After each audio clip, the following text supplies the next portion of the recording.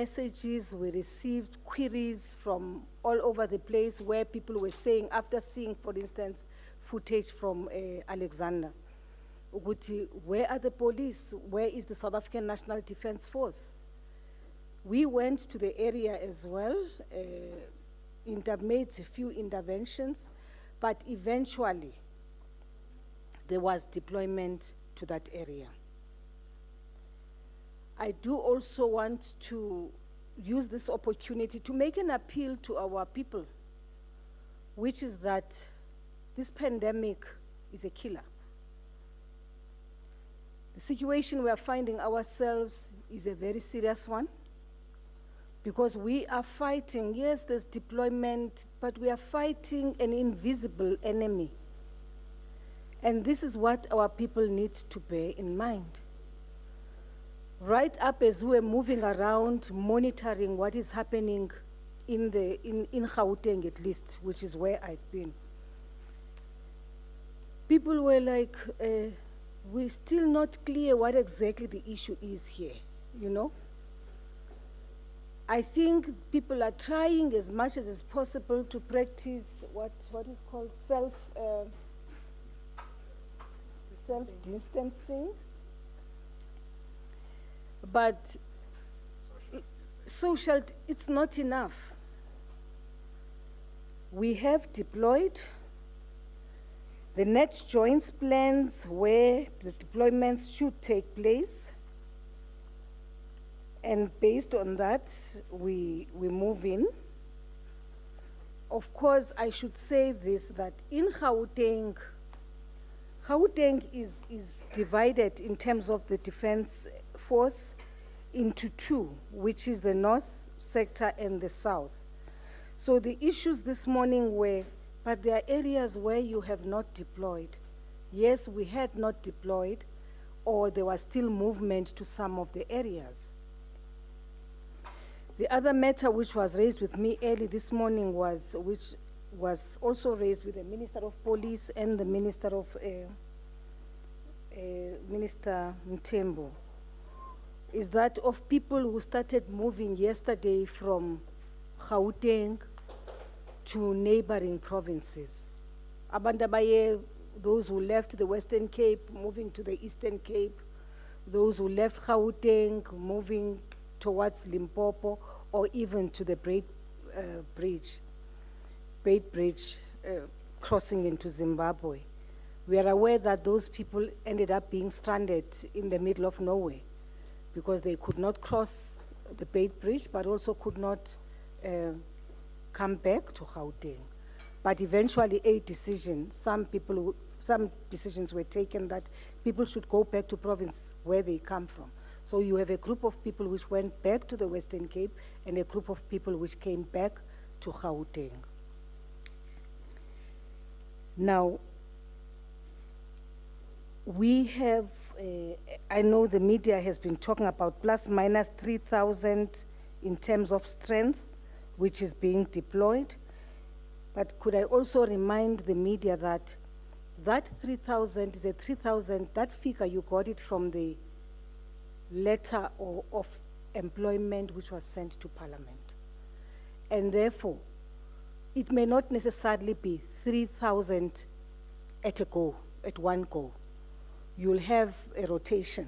You may have some kind of reinforcement later. But as for today, definitely, we have not deployed all 3,000. You have people who are waiting in the bases, waiting for deployment.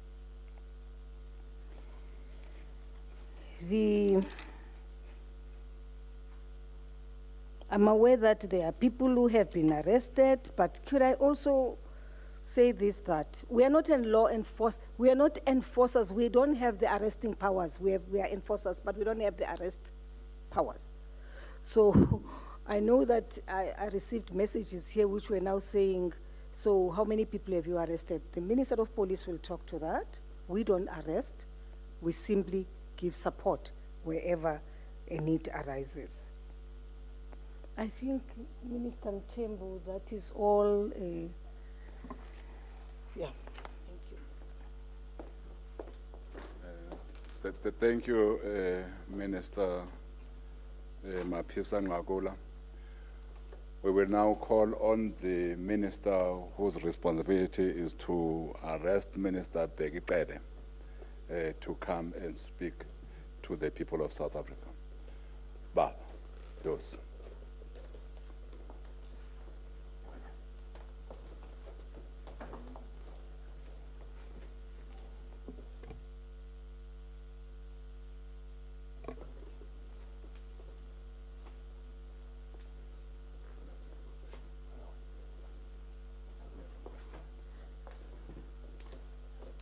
No, it's okay. He says that there is some piece of information that they were still gathering for him so that he has everything that he needs to have before he speaks to the nation. I think that is acceptable.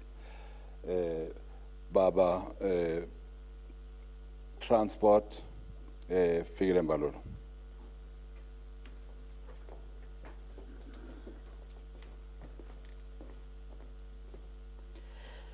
Thank you very much, Minister Mthembu and colleagues. First, to update that in terms of undertaking the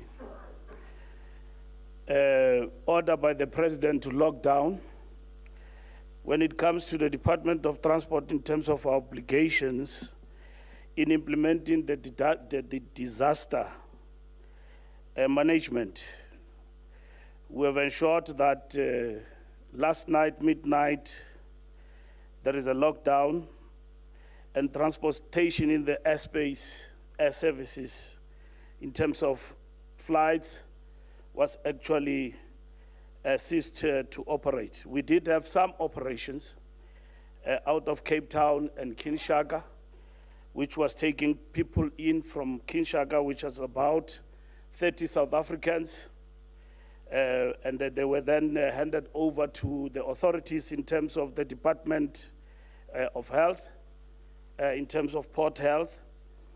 We also dealt with some cases in Cape Town, and to this end, particularly the German government have also come forward for next week that they want to evacuate, like they did with the sea ship that was there last week, and others to evacuate the German people out of South Africa, who are here in South Africa from next week on Tuesday. And when it comes to public transport, we have had a number of challenges, but the regulations have actually been enforced in terms of public transport. The first challenge in terms of public transport is the challenge of transporting workers with essential needs who are supposed to be at work, those who are working in the banks, those who are working in the supermarkets, those who are working in the hospitals. The operation started well today. At 5 o'clock, we've had challenges of long queues where taxi industry in certain instances did not come to the party to transport people. And we want to emphasize once more that the regulations stand in relation to 5 to 9 transportation for essential workers in the morning. And in the afternoon, 4 o'clock to 8 o'clock, that still stands. You will have seen long queues of people, and that also need to be addressed in terms of expediting the transportation of people. We have had challenges in relation to the application of 50%, that has been clarified to 60% at the present moment. When it comes to the capacity of people who must be transported, because anything over and above that will undermine the reason of the lockdown in terms of social distance. So we appeal once more to taxi owners to understand, because public transport in general, it is shut down, and there is only a provision limited to essential workers. And I know that there have been questions that were raised and there have been issues on the ground in relation to this matter. So, Chief, among those, and in particular in KZN and here in Gauteng that we have had to deal with law enforcement in our space, is the question of ensuring that people get home and at the same time they are transported.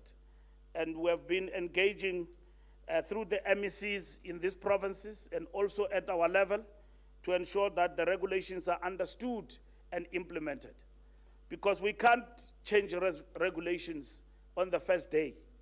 We've got to evaluate the regulations as to whether do they assist us to achieve the very objective of the lockdown. But any other thing that undermines the objective of the lockdown to ensure that there is social distance as advised by the Minister of Health and to contain this disease and play a part as transport, because transport is responsible for the spread of this particular disease, because we transport people in air, in the sea, on the ground. And the first zero person who was infected came through the airlines in South Africa. So we need to deal with that, and transport is responding to that in the context of the lockdown. So we are addressing all of those challenges. Should the need arise for any change, it will be informed by evidence of saying, does this assist or undermine the lockdown on the ground? So we have dealt with a number of cases and incidents that I will not deal with, a number of incidents in which people will have faced challenges in terms of transport, especially essential services. We are happy when it comes to railway. Railway was shut down today throughout the country. Trains are not moving. We are happy as of last night. So the numbers have actually come down. My last point, and others we can respond, is to highlight the fact that we have increased operations when it comes to law enforcement, in particular traffic in the N1, particularly to Limpopo, when it comes to those who are undermining the lockdown, because distance travel, when it comes to distant taxi travel and all of that, is not allowed. And when it comes to freight and cargo, only freight and cargo is allowed to go and cross the borders to Zimbabwe. Now, what we have seen, which is what Minister Mtswaledi will speak about, is that we have seen on the ground people traveling to Zimbabwe in numbers, Libombo and everywhere else, undermining the lockdown in relation to travel, and in particular freight and cargo, meaning cargo or anything of that sort that is not about the lockdown and the regulations we have actually issued is actually crossing the border long after 12 o'clock as declared by the president. So this particular roadblock is focused on that, because everybody, according to the lockdown, must stay where they are. And we must address the numbers in relation to the queues in the morning and in the afternoon. And we spoke into the taxis, the minibus taxis, to come to the party and transport people quite frequently to and from work in the limited times we have actually talked about in terms of the regulations and the directions. Thank you.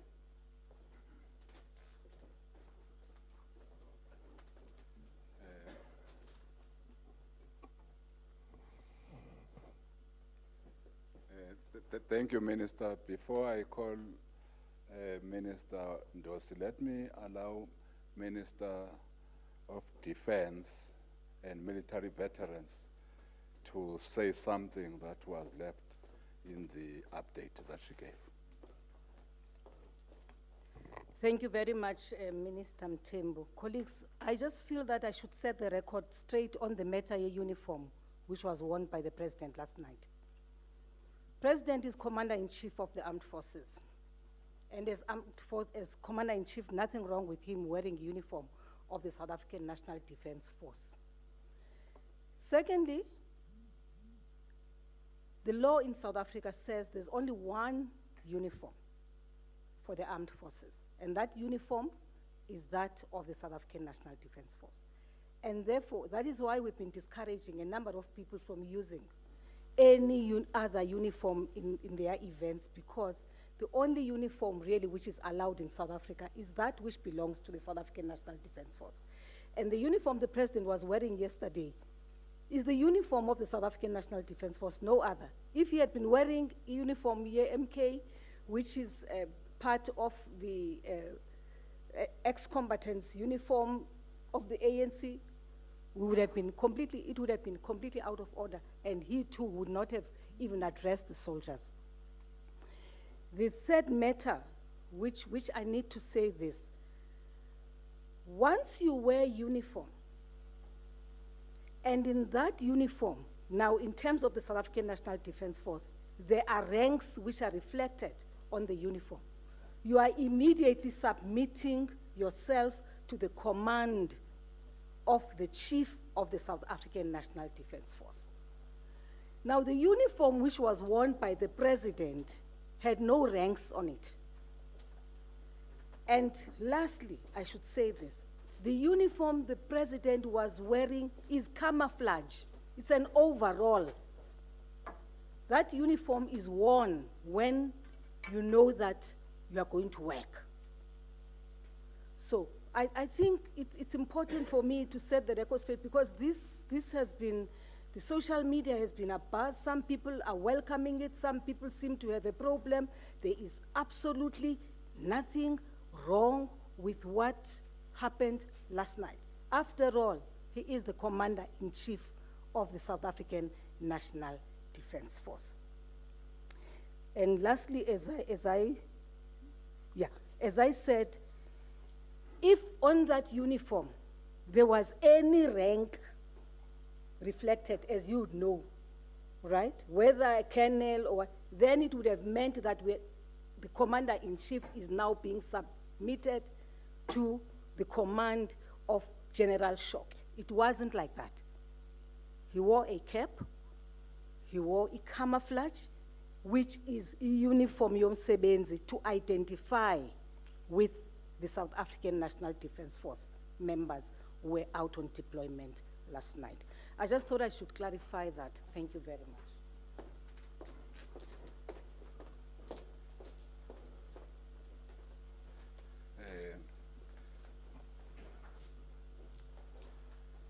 Thank you, Minister. We now call on Dosi, Minister of Police. He told me that he is now ready. Dosi.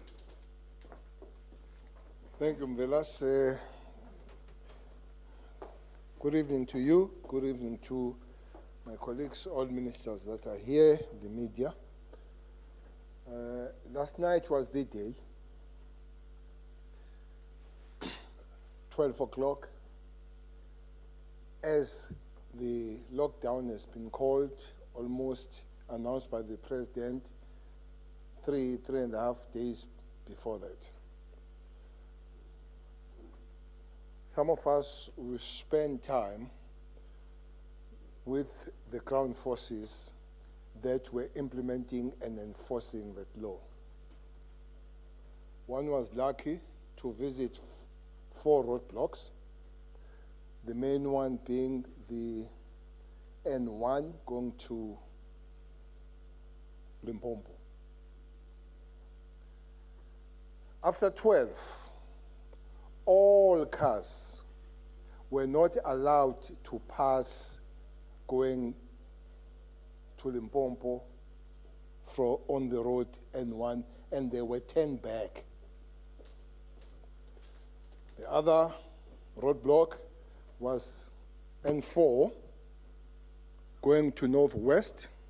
There was one this side from Gauteng, and the other one from northwest under Brigadier Mans, and the Gauteng one under Brigadier Dladla. And the other one was in N3 going to KZN. But we also visited the areas where the police have saturated, like Soshanguve. We went there. We left Soshanguve at 3:20 in the morning. Altogether, there were 172 roadblocks in the country, with little bit less than 24,000 deployed men and women. Not all in blue this time, but mostly in blue, with the metros and other enforcers.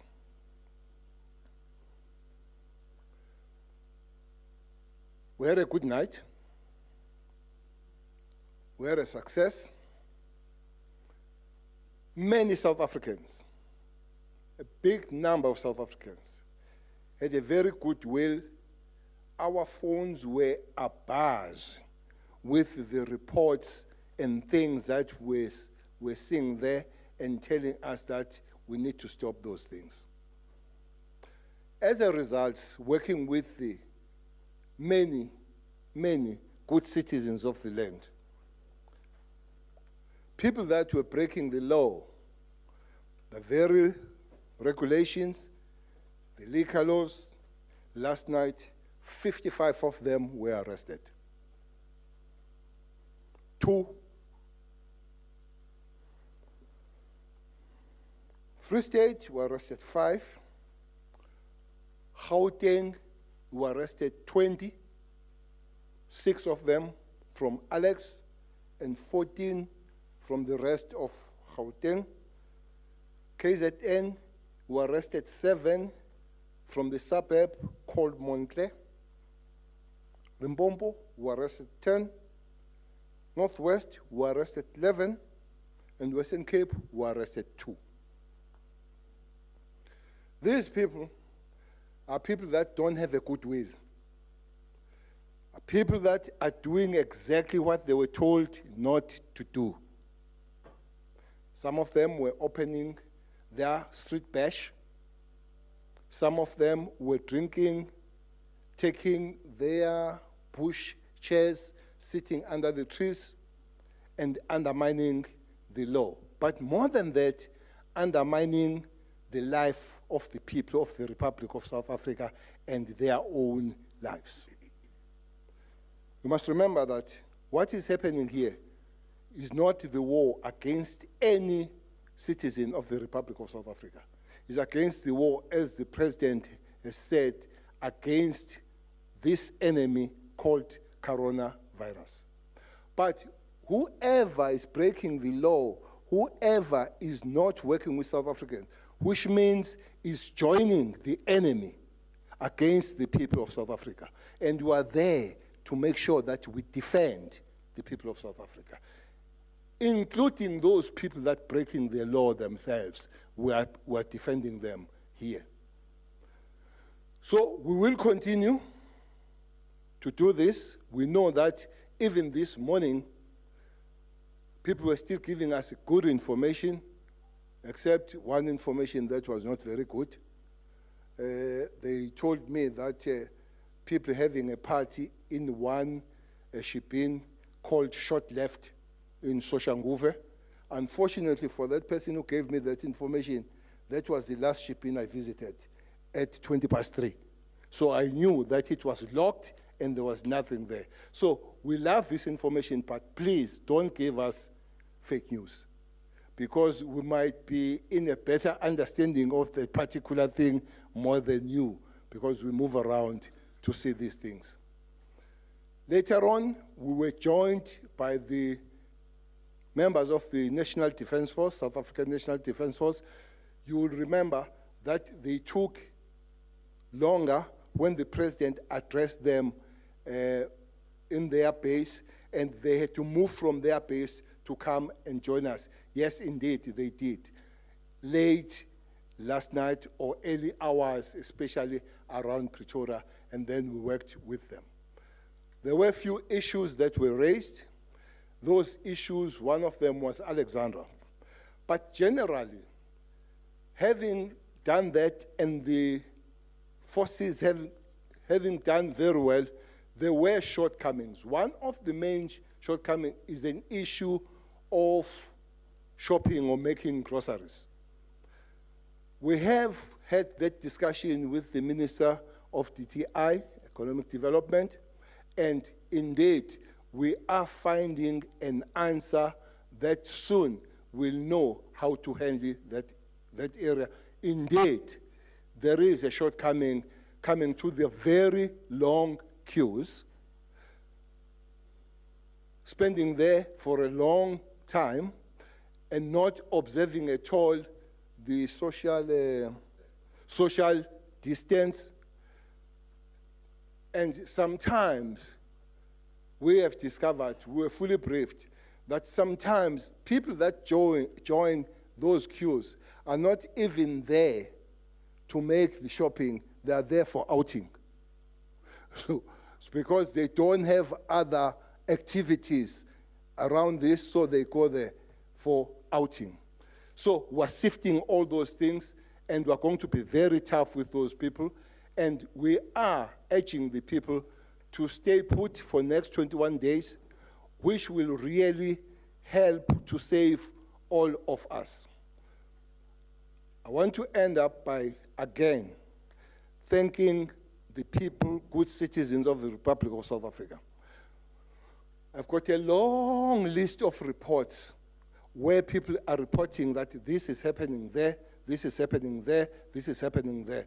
I've promised those people that we're going to be responding quickly and fast to all those people that are messing up the goodwill and the good work that South Africans are doing. It's about the life and death of the people of South Africa. Now we know, at least, that this thing kills. One more thing about it killing, it blows the theory that it kills old people. So you might be youth and think that it can't do anything. I don't think that you might be much youth than 28 years. So it's a call for everybody, it's a call for the nation to say, if you thought it goes for 60s, 70s, 80s, no. The first victim of it is 28 years. So let's be serious about it. Let's be safe about it. Calling South Africans to be part and make partnership with the government, make partnership with the nation to defeat this scourge. But one last point. If you don't join us, if you don't walk with us, we'll pull you to walk with us. Thank you.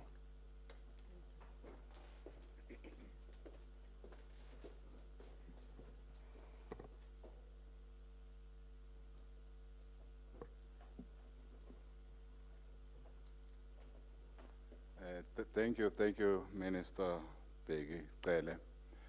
We will now call upon the Minister of Trade and Industry and Competition to come and speak to us. Minister Patel.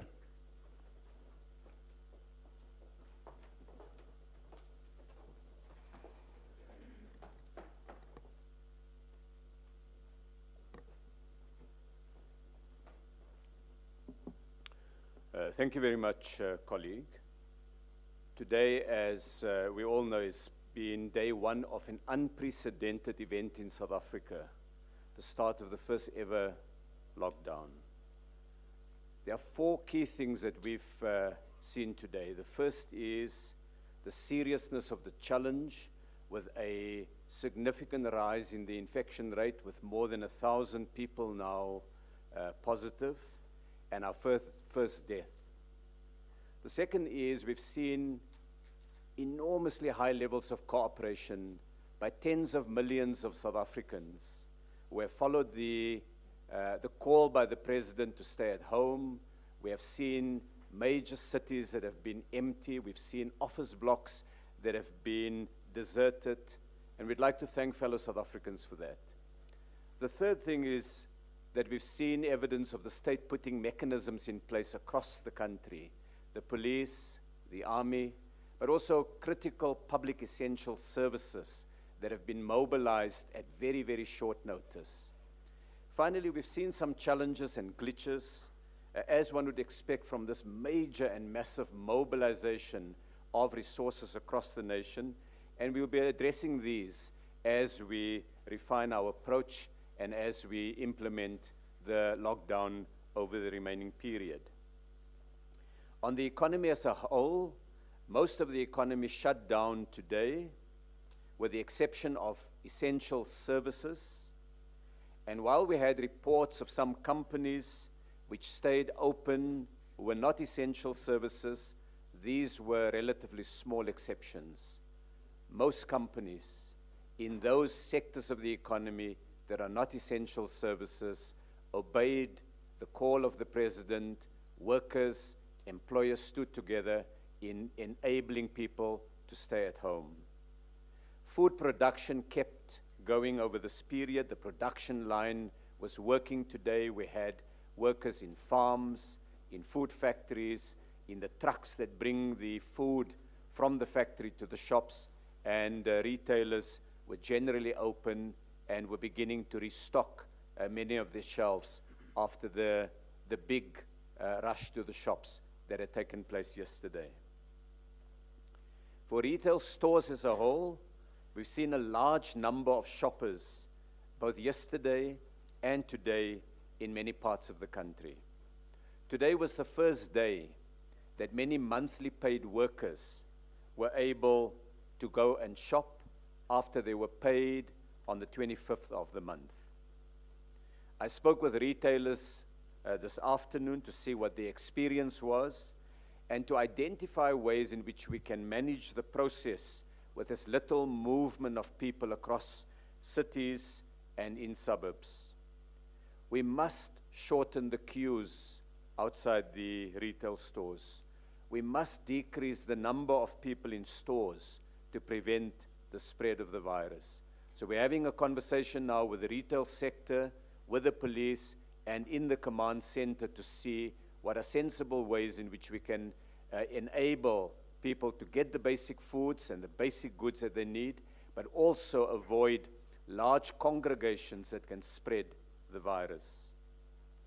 Retailers are restocking their shelves in the next 2 days to ensure that those who need to shop next week have basic and essential goods available. And I'd like to thank the workers in the factories, the truck drivers that are bringing food to the retail stores so that South Africans know that they have access to food. Over the next 3 weeks, grocery stores and spaza shops will be the one place where South Africans need to go for basic and essential goods. And so we're going to call on our people to have patience as we introduce the necessary measures to ensure social distance is maintained, is enhanced, that we can all the time, everything we do is to use the 3 weeks period to limit the spread of the virus. On additional regulations, last night, new regulations were approved which specified essential goods and services. We've updated the basic goods list. It's now in the Government Gazette. For example, Minister Dlamini Zuma has gazetted that products of care for babies and toddlers are now clearly in the list of essential goods, as are personal toiletries like face wash, roll-ons, toothpaste, and so on. The essential services list has also been updated to include tow trucks and vehicle recovery services, those call centers that are necessary to provide health, safety, social support, government and financial services, the harvesting and storage activities that are essential to prevent spoilage and wastage of primary agricultural goods, the small number of people who have to work in the payroll departments of a company to ensure that workers get their wages, those who are paid on a weekly basis and those who are paid before the end of the lockdown period, And it's only that small number of people who run the payroll that will be an essential service. And critical maintenance services, which can't be delayed for more than 21 days, where you have these large establishments that have to ensure an orderly shutdown. Those core maintenance services will be permitted. We've also provided clarification in a number of areas, including the National Institute of Communicable Diseases, medical scheme administration, and vital demand services for the energy grid. But we're keeping the areas as focused, as narrow as possible, so that most South Africans can stay at home in responding to the appeal of the President.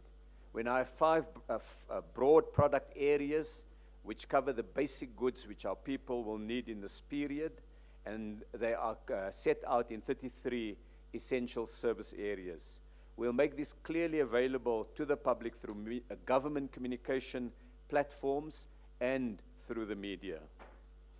We'd like to thank businesses and consumers for working with us during this time. It is a disruption to our life. We're not going to be able to fight the virus if we can continue with all the things that we do every day.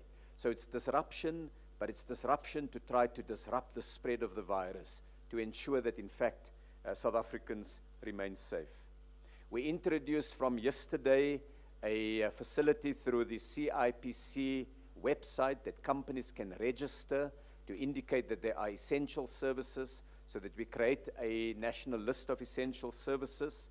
By 5 o'clock this afternoon, 50,000 companies have registered their businesses as providers of essential services and goods through the lockdown period. They employ 1.5 million workers who are working to make sure that the nation has food, cleaning materials, medical products, other necessities, and transport. We'll update these from time to time. I'd like to thank the Companies and Intellectual Properties Commission for doing a great job. They have, at very short notice, put together this website, and they're refining it, strengthening it, and sorting out the kinks in the system. Certificates have been issued to 40,000 businesses.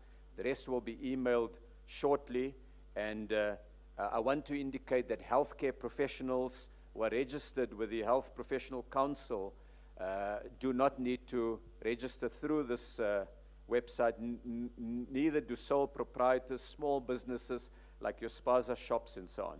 But we are beginning to develop a single database of the key companies that would need to be kept open to ensure that our people have what is needed. On the medical supply chain, Minister Mkhize, who is not with us today, has done great work over the last few days in putting the Department of Health and the public sector together. We're creating a common database where we can see the stocks of key medical supplies that will be needed over this period, and to ensure that where there are critical areas, that we ramp up production.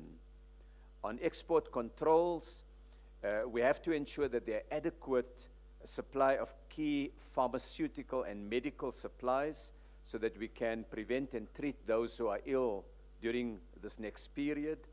To ensure that we are able to meet the demands of our people, I have today signed off on a set of regulations which will control the export of key goods, including things like face masks, hand sanitizer, and critical medications. It's not an export ban, but we will be controlling the level of exports to ensure that we have a sufficient supply within our borders, and companies wishing to export these items must submit applications to the International Trade Administration Commission, who will then consult with the relevant government departments before issuing permits for export. We've also worked with the Department of Tourism and the Department of Health to enable hotels to make their facilities available for quarantine sites, and we've signed off on a set of exemptions to the Competition Act to enable coordination between hotels and government departments, both on quantities of beds that will be made available and pricing of these beds. Finally, on excessive pricing, we have seen examples of people seeking to exploit the high demand for certain goods by hiking their prices. The Competition Commission and the Consumer Commission have received just over 500 complaints of excessive pricing or unjustified price increases. These are now being acted on, and the full might of the law will be used against companies concerned. We will not hesitate to charge people criminally under the legislation, and they will be put in jail if they are found guilty. Companies will be given fines that may put many of those businesses in closure. They will basically have to close their business because it is necessary for us to protect South Africans from not being exploited in this period. So we make a call on every supplier of goods in this period. Don't hike up your prices. Don't charge excessive prices. We're in this crisis together, and we have to manage this crisis till we get to the other end. And so it cannot be business as usual, and it certainly can't be a situation where some will seek to score advantage at the expense of our people.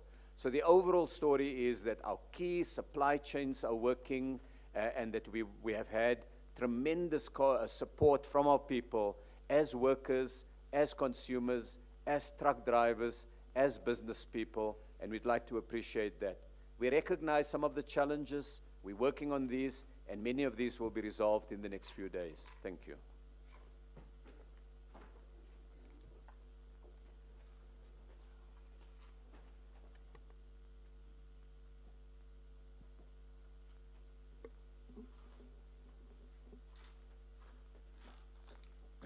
Thank you very much, Minister Patel. The next speaker is now Minister Aaron Motsoaledi, Minister of Home Affairs.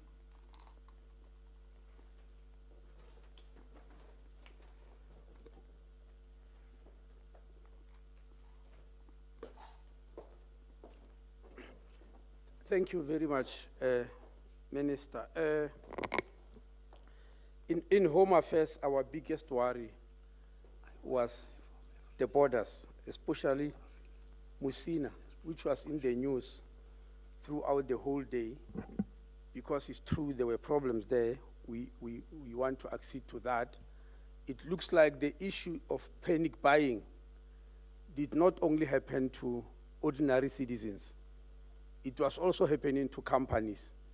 From what I observed, there was panic exporting, because I've never in my life seen so many trucks.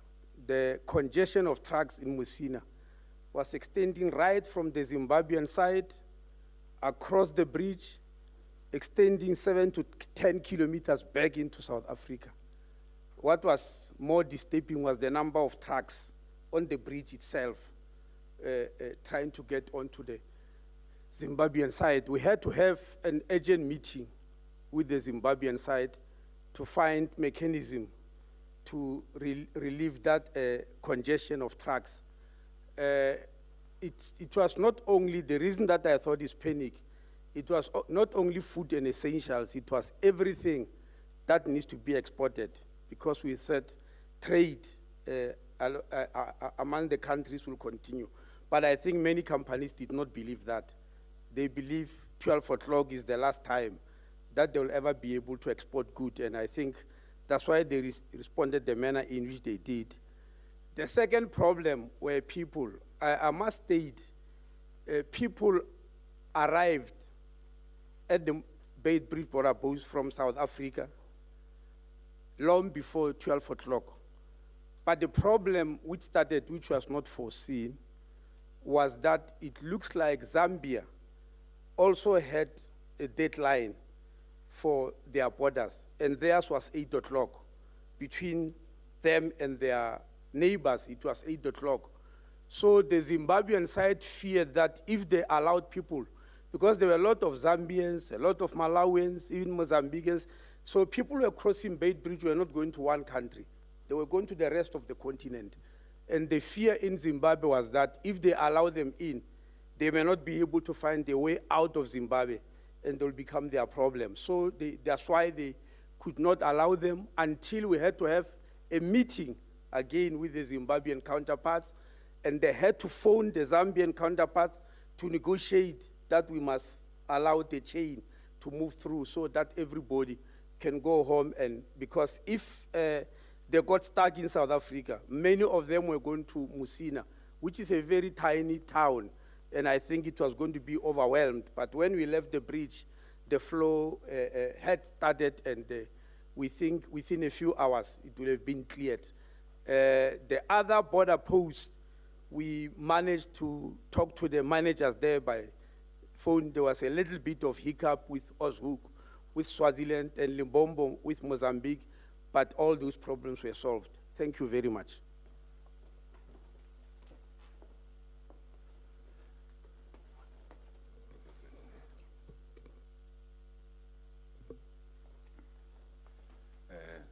Thank you, Sisi. We will now have, thank you, Minister Mswaledi. We will now have the Minister of Justice and Correctionals. You don't want to speak? Okay, you'll take questions. Thank you very much. Sis Nkosazana, if there's one or two words you want to say after the questions, okay. You realize, colleagues, that we, in the main, the colleagues that we wanted to speak to us are the ones that were responsible for the soldiers and police that were deployed by the president, and also the colleague who's responsible for the border management, and also the colleague who's responsible for transport, of course, and also the colleague responsible for the places where we buy food and where also we needed to shut down some economic activity. So those colleagues have now spoken. We will now take questions from yourselves, so that, and again, as we take questions, colleagues have said, we are on day one, and as everything else, on any day one of a start of any campaign, there might be some difficulties, and colleagues have spoken to those difficulties, they've been open to those difficulties. But having said that, let's take the hands, Sisi, Mfo, the gentleman that side, the lady, the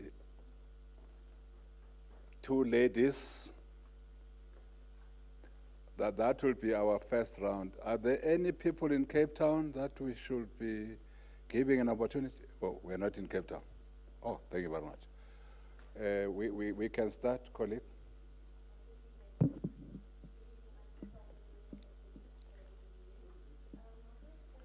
We want to hear you.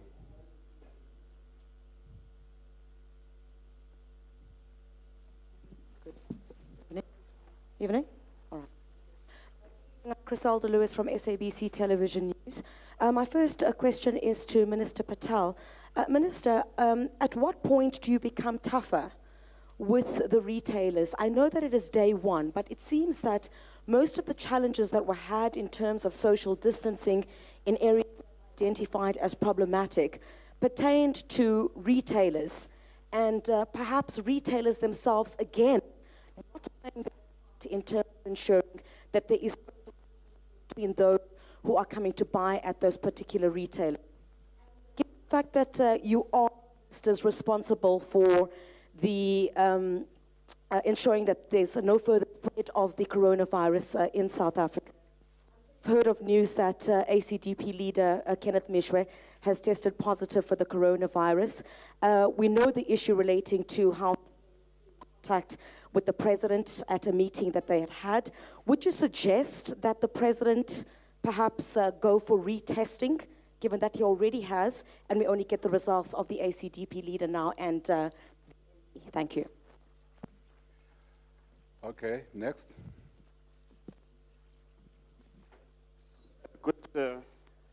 Good evening. I have two questions quickly. Minister of Police, General Cele. My name is Aser from Capital Life, by the way. Can you maybe give us an indication, where do you keep these people that are arrested during this period?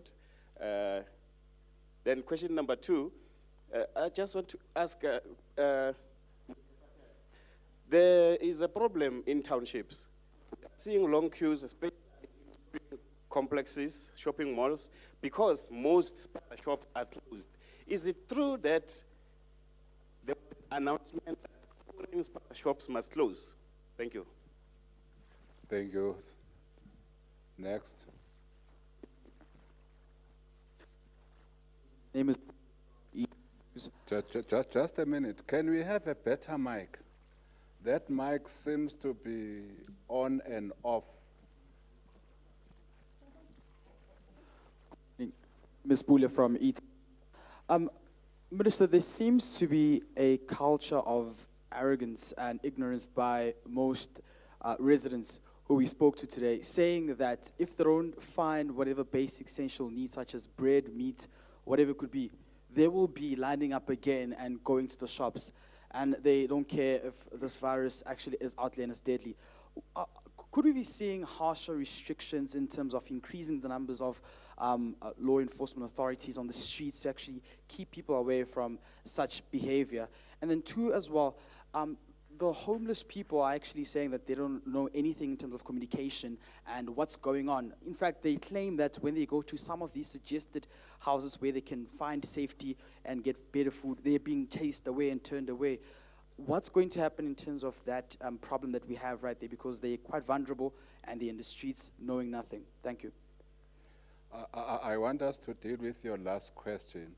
We will have colleagues tomorrow that will be from the social cluster who will be able to answer that question, if you don't mind. Because these colleagues from the JCPS might not be having the necessary detail in answering that question of our people who live in the streets. Thank you very much. Next. Thank you so much. Sidi Madia from News 24. 2 quick questions. I think both the Transport Minister and the Police Minister spoke about the N1 highway. Can I ask about the alternative routes? You know, a lot of people saying, but if they're on the N1, what happens to the R101? If they are looking at the N4, what about Tabazimbi? Are you also deploying forces on the alternative routes? Because if you turn people around, they just go to another one to still get out of particular provinces. Secondly, it's linked to what my colleague Criselda asked. Reverend Kenneth Meshwe testing positive. He wasn't just next to the president, he was also next to the deputy president. Has Deputy President Mabuza been tested? Is he okay? Is he in self-isolation? Thanks. Was that the last question? Thank you. Oh. There. Thank you. Al-Nashid, Spotlight News. Minister Patel, just on a particular point, you spoke around equipment, and previously you've spoken briefly on ventilators. Could you speak a little bit more, give us more details about what's happening in the sector in case there is a shortage? Thank you.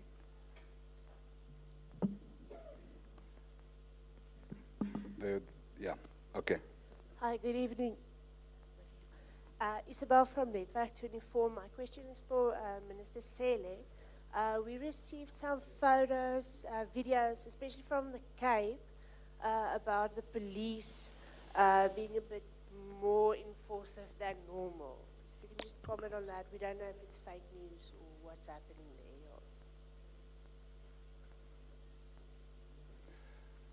there. I don't know whether he has heard you, but can you repeat yourself if you don't mind, please? Is it better now? Okay. Yeah. My question was regarding to the police and also the armed forces using more force than necessary to arrest people or get them off the streets. We received videos of people being hit or kicked even. So I just wanted to find out what is happening there. Okay. I hope we have been heard. Next. Good evening, colleagues. My name is Morris Msiza. I'm from Soshanguve Community Radio. My question actually goes to the Minister of Police and Mr. Patel. We have, in Soshanguve today, we experienced a number of people queuing in malls, and that was a bit, frustrating for us. And there's other videos that we have seen in Hammanskraal. I don't know if the minister has seen, where people are in a party giving false information that they don't care about this thing and so forth. Is there anything that the minister intends to do for such people? And to Mr. Patel, how do we then address the issue of the people that are queuing up in malls? Because if we allow then people to say, okay, we can have more than 200 people queuing up in malls, like the situation that was happening at Soshanguve Crossing today, self-isolation is not considered. So why do we then have a lockdown if we will allow people to queue like that? Can I please get an answer on that? Thank you. Thank you very much. Colleagues, who wants to start? Okay. Patel?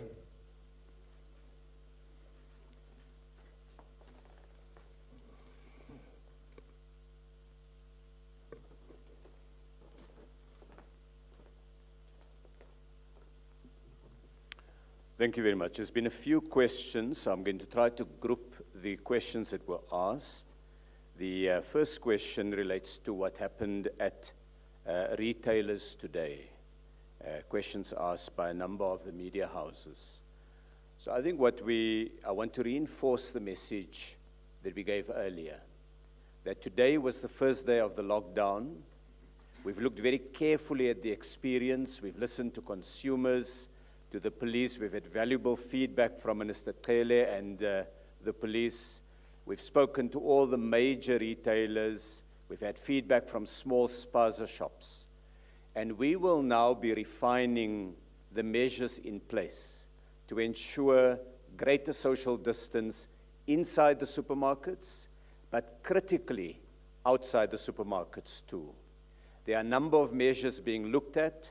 For example, in some of the retailers, they will now be providing trolleys to those in the queue so that there is at least a distance between people constituted by the trolley. We will be refining with Minister Cele and the Command Council additional measures to enable us to have fewer people in the queues and gathering in places where, in fact, the virus can spread. We have to do things to ensure that we limit the spread of the virus. We don't want to introduce measures only when very large numbers of people have died. These measures are to enable us to reduce the spread of the virus and to reduce the number of South Africans and residents who are in South Africa from dying. So these are now being evaluated, and as soon as we've made these decisions, we'll make the announcements. Already today, we've had a discussion, as I've indicated, with the major retailers. They are absolutely aware of government's concerns on these, and as I say, we will be taking the necessary action. The second question that came up is on spaza shops. The regulations specifically enable spaza shops to sell essential goods, only the essential goods in the regulations. Spaza shops also have to ensure social distance. They're tiny little shops, and so you can't have numbers of people gathering there. So those owners also have to take steps to ensure social distance. The spaza shop regulations apply to all spaza shops, irrespective of who owns the spaza shops. So spaza shops can remain open, provided they only sell the goods on the essential goods list that has been gazetted. The question came up about misunderstandings of what the regulations are, people being ignorant of the regulations, and people not taking it seriously enough. I want to underline an important message that has come from the President, come from the Minister of Health, come from the Minister of COCTA, and come from Minister Mthembu. We're in an absolutely serious crisis that we have to contain. And so all of us have to work together to get the message out. Yes, government has an important role to speed up the communication, to use even more platforms to reach our people. So too have the media, is to get the basic message across. We cannot afford to have a debate about the smaller issues and lose the basic message that we have to stay at home. We have to take measures to ensure that there's food supplies to South Africans and to everybody who live in the country. That's absolutely essential, that we use our combined power as government, as the media, and the many people on social media also, ordinary residents and citizens who must spread the message and show that those countries that were too flexible, that were too easy, are now paying a massive price with huge numbers of people dying in those countries. The next question that came up was the big queues in the malls. I've covered the shopping, the supermarkets and so on. We've taken into account that today was the first day that many people who are paid on a monthly basis could go to the shops. But even so, even though next week we're going to have a large number of people who will get social grants, it is vital that we have controls in place to limit the spread of this virus. And so we're going to be working hard to ensure that those measures are in place, that people are able to access food, but that it's not large crowds that are there at any given point. I've also been asked a question on medical equipment, making sure that medical equipment is available, and there's a number of things that we are doing now. I indicated that there are key products that we will no longer allow for export without a particular license.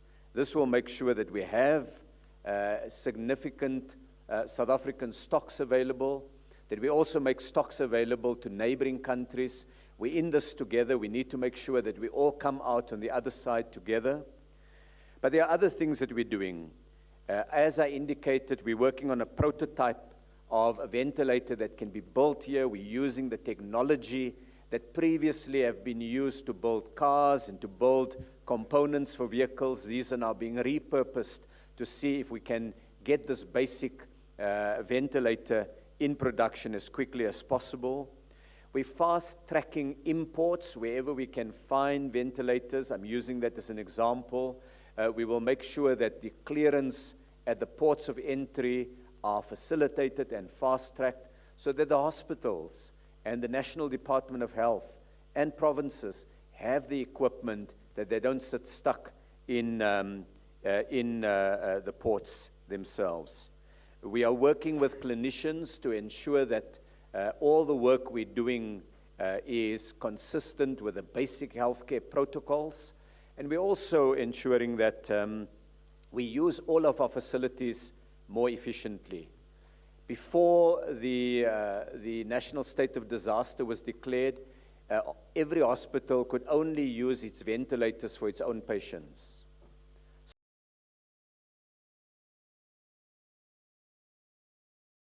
Some hospitals had a higher supply of ventilators to share the kind of skilled technicians and medical personnel that operate the various equipment. Ventilators is one clear example, but there are others also.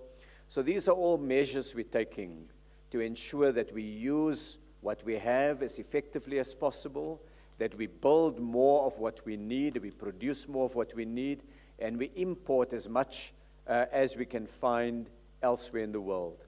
And so obviously, under difficult circumstances, we have to use every tool that's in the legal toolkit to ensure that we bring the necessary medical equipment to be available to our people. I think those covers the questions that have been asked from me. Thank you. Thank you, Minister. We now call on Bucks Minister Mbalula. Well, there is one question And I think everybody is happy with what we explained, which is that the big challenge on the ground currently on the first day is transport in relation to the regulations. And I've explained that echoing the view of my colleagues and South Africans of goodwill, in majority, who say that we all have got to obey and follow the regulations.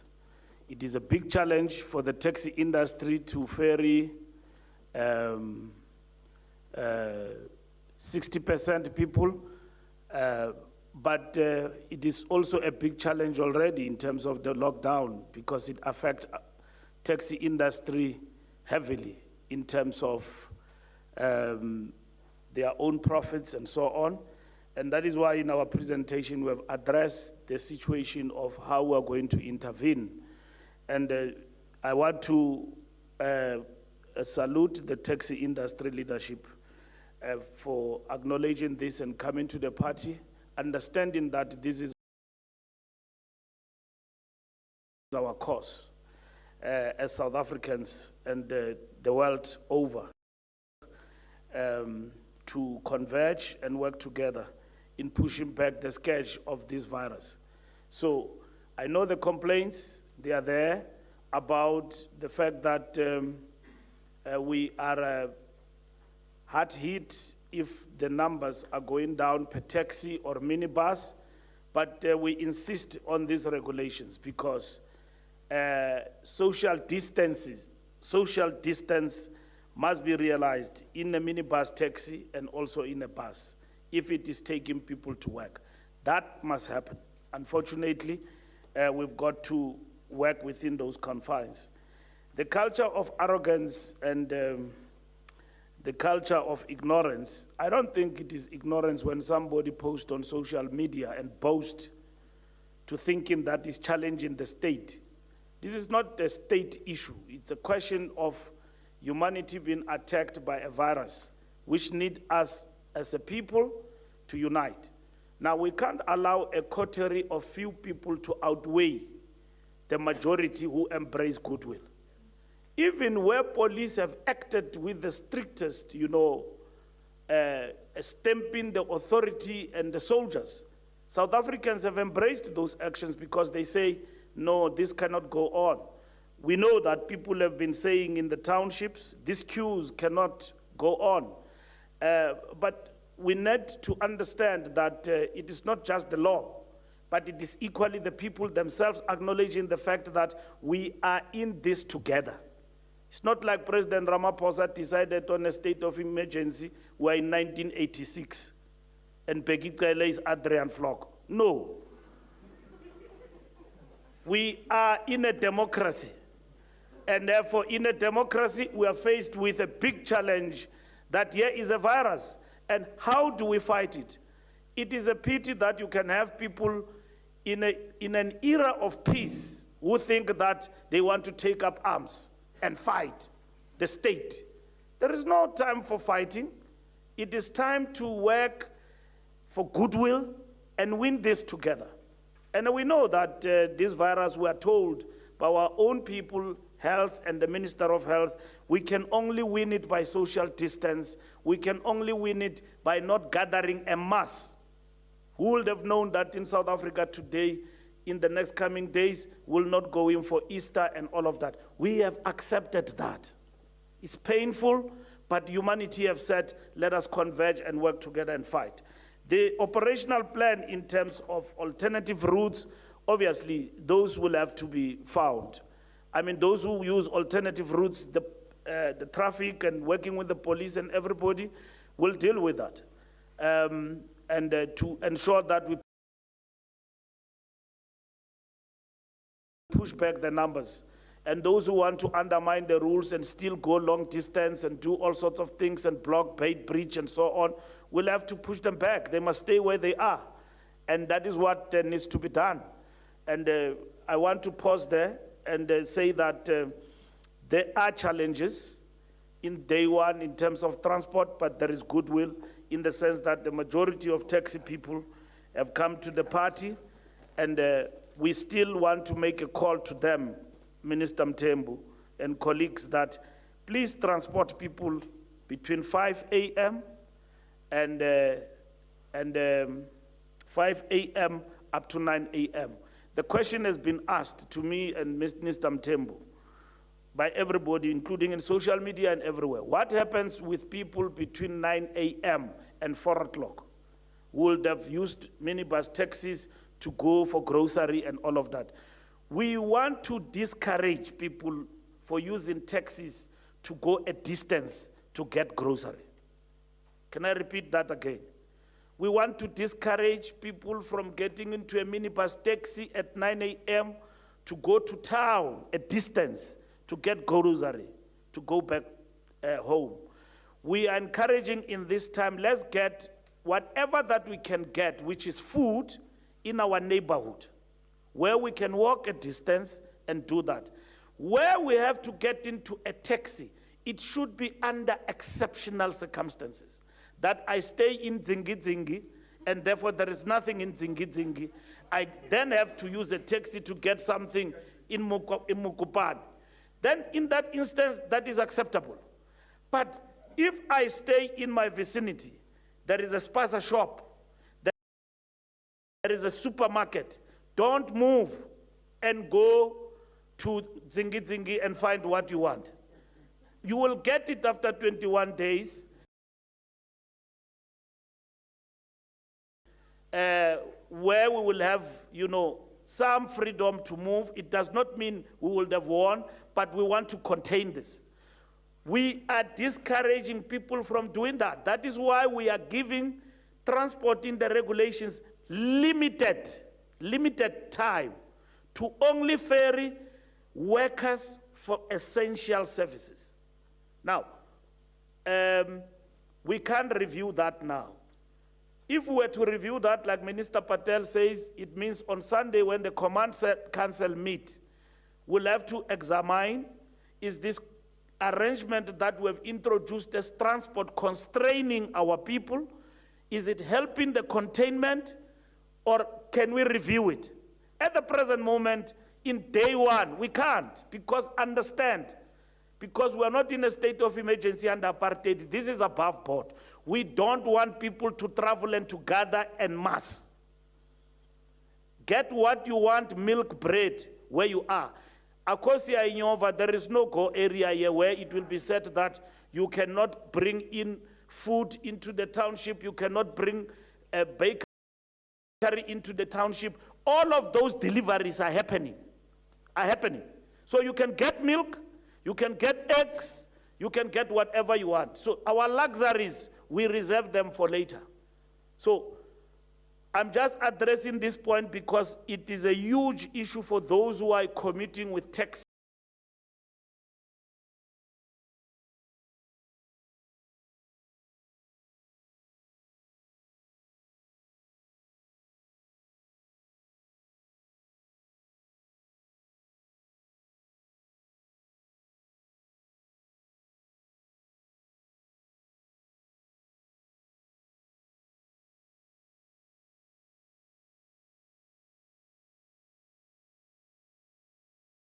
Into the township, all of those deliveries are happening.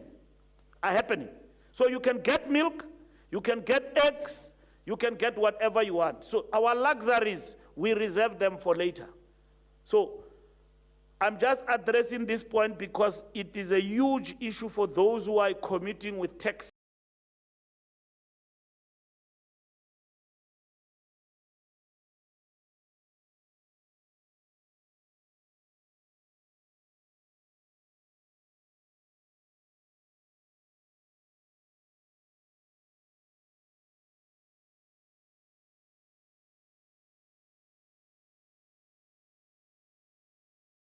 Into the township, all of those deliveries are happening. So you can get milk, you can get eggs, you can get whatever you want. So our luxuries, we reserve them for later. So I'm just addressing this point because it is a huge issue for those who are commuting with taxi.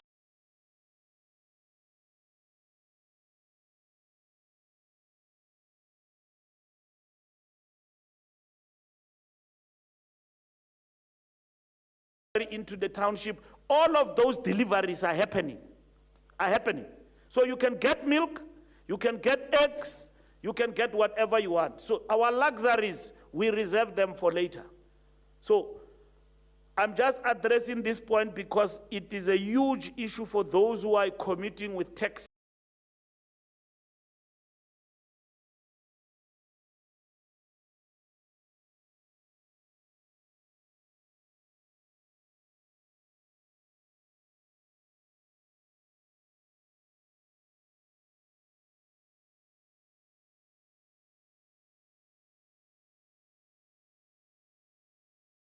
Into the township, all of those deliveries are happening.